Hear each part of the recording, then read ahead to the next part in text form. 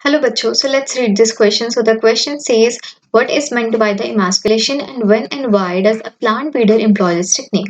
तो हम इस क्वेश्चन में क्या पूछा गया है कि इस particular term that is the emasculation इसका मतलब क्या है और कब और क्यों जो प्लांट ब्रीडर है वो इस टेक्निक को एम्प्लॉय करता है। तो अगर हम देखें emasculation का मतलब, तो emasculation का मतलब होता है रिमूवल। रिमूवल बेसिकली किसका? सो हम बोल सकते हैं इन emasculation there is a removal of anther. So removal हो रहा है किसका? एंथर का। या फिर हम लिख सकते हैं स्टेमन। सो हमने बोला कि there is a removal of the anther और स्टेमन, ठीक है, from the bisexual flower. Bisexual flower से रिमूवल कर दिया जा रहा है एंथर का या फिर पूरे स्टेमन का फ्रॉम द बाइसेक्शुअल फ्लावर। सो हमने यहाँ पे लिखा फ्रॉम बाइसेक्शुअल फ्लावर। अभी क्यों रिमूवल कर दिया जा रहा है from the bisexual flower? In order to avoid the self pollination. तो हम यहाँ पे लिख सकते हैं to avoid the self pollination, to avoid self pollination, क्योंकि हमें पता है कि जब सेल्फ पॉलिनेशन होगा तो जो डाइवर्सिफिकेशन है that is going to be less, ठीक है।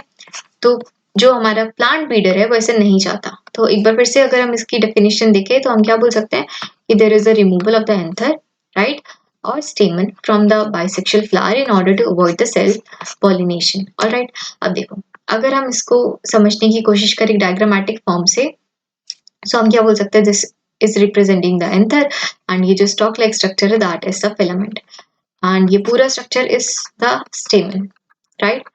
एंड बाइसेक्शुअल फ्लावर आपको पता है कि वहां पे हमारे स्टेमन कार्पेल दोनों प्रेजेंट होगा। सो अगर आप कार्पेल को देखो तो स्टिग्मा स्टाइलिन ओवरी, और अगर आप स्टेमन को देखो तो यहाँ पे एंथर भी प्रेजेंट है, फिलामेंट भी प्रेजेंट है। तो अब इनका एक्सीजन कर दिया जा रहा है, या तो एंथर को एक्साइज कर दो, राइट, या फिर पूरे स्टेमन को ही एक्साइज कर दो। तो या तो ऐसे एक्साइज कर दो या फिर ये सबको एक्साइज कर दो, राइट। तो ये क्यों किया जा रहा है? To avoid the self pollination, क्योंकि हम नहीं चाहते कि हमारे सेम फ्लावर से कोई भी अनवांटेड पोलन आए या फिर कोई भी और अनडिजायर्ड पोलन आए, ठीक है, और वो हमारे स्टिग्मा पे जर्मिनेट करे, राइट। तो हम नहीं चाहते कि स्टिग्मा का कंटामिनेशन हो किसी भी और अनडिजायर्ड या अनवांटेड पोलन से, राइट। तो अब जो प्लांट ब्रीडर है वो इस टेक्निक को कब एम्प्लॉय करेगा, किस टाइम? सो हम बोल सकते हैं कि before the dehiscence of the anther, before anther dehiscence. So हमने यहाँ पे लिखा बिफोर एंथर डेहिसेंस, क्योंकि हमें पता है कि एंथर में क्या प्रेजेंट होते हैं, एंथर में प्रेजेंट होते हैं पोलन सैक्स, राइट।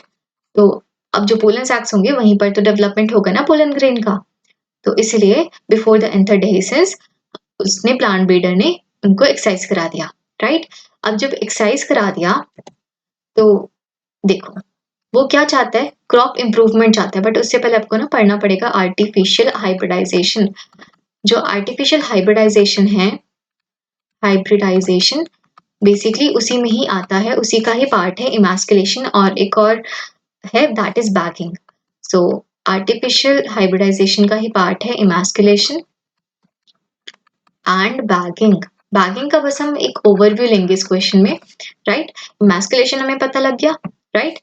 अब देखो बैगिंग में क्या होगा। बैगिंग पे आने से पहले अब जो वो प्लांट ब्रीडर है, हमें फर्स्ट पार्ट ऑफ क्वेश्चन का आंसर मिल गया, ठीक है। अब why does the plant breeder employ this technique? क्योंकि प्लांट ब्रीडर चाहता है, प्लांट ब्रीडर नहीं चाहता कि सेल्फ पॉलिनेशन हो फर्स्ट, और हम बोल सकते हैं जो प्लांट ब्रीडर है वो चाहता है कि उसका क्रॉप इंप्रूव हो, ठीक है। प्लांट ब्रीडर को क्रॉप इंप्रूवमेंट कराना है। सो हमने यहाँ पे लिखा क्रॉप इंप्रूवमेंट। सो प्लांट ब्रीडर को क्रॉप इंप्रूवमेंट कराना है, राइट। वो क्या चाहता है कि मिक्सिंग ऑफ कैरेक्टर्स हो, और मिक्सिंग ऑफ कैरेक्टर्स कहाँ पे होता है हमारा? आर्टिफिशियल हाइब्रिडाइजेशन में। आर्टिफिशियल हाइब्रिडाइजेशन में हमारा मिक्सिंग ऑफ कैरेक्टर्स होगा। दैट मीन्स यहाँ पे क्या होगा, हमारे पास हम बोल सकते हैं कि हमारे पास सुपीरियर वेराइटीज फॉर्म होंगी, ठीक है। जो अब जो कैरेक्टर्स आएंगे क्रॉप में that would be the desirable characters. So हमने यहाँ पे लिखा डिजायरेबल कैरेक्टर्स आएंगे, राइट। एंड जो हमें जो मिलेंगी that would be the superior varieties. तो सुपीरियर वेराइटीज मिलेंगी, राइट। सो यहाँ पे क्या हो रहा है, क्रॉप इंप्रूवमेंट के लिए, क्योंकि जो प्लांट ब्रीडर है वो नहीं चाहता सेल्फ पॉलिनेशन हो और डिजायरेबल कैरेक्टर्स ऑब्टेन हो, जिससे कि हम बोल सकते हैं सुपीरियर वेराइटीज जो प्लांट ब्रीडर है उसे ऑब्टेन हो। तो इसलिए वो क्या करा रहा है, रिमूवल करा रहा है, एक्सीजन करा रहा है एंथर या फिर स्टेमन का फ्रॉम द बाइसेक्शुअल फ्लावर। ठीक है, उसने एक्सीजन करा दिया। उसके बाद में जब उसने एक्सीजन करा दिया तो अब वो जो इमास्कुलेटेड फ्लावर है, अब that flower is termed as the emasculated flower. उसने उस फ्लावर पे एक प्लास्टिक या फिर हम पॉलिथीन बैग या फिर हम बोल सकते हैं बटर पेपर बैग, तो उसने वो जो इमास्कुलेटेड फ्लावर था उसको कवर कर दिया, जिससे कि कोई भी अनडिजायर्ड या फिर अनवांटेड पोलन आके हमारे स्टिग्मा को कंटामिनेट ना करे, जर्मिनेट ना करे। और वहां पे एक टैग भी लगा दिया, तो वहां पे एक टैग भी लगा दिया और एक बैग भी पहना दिया। अब जब स्टिग्मा रिसेप्टिव हो जाएगी तो उसके बाद में जो भी डिजायर्ड पोलन्स है जो कि वो जो प्लांट ब्रीडर है उसने स्टोर करके रखी होंगी, राइट।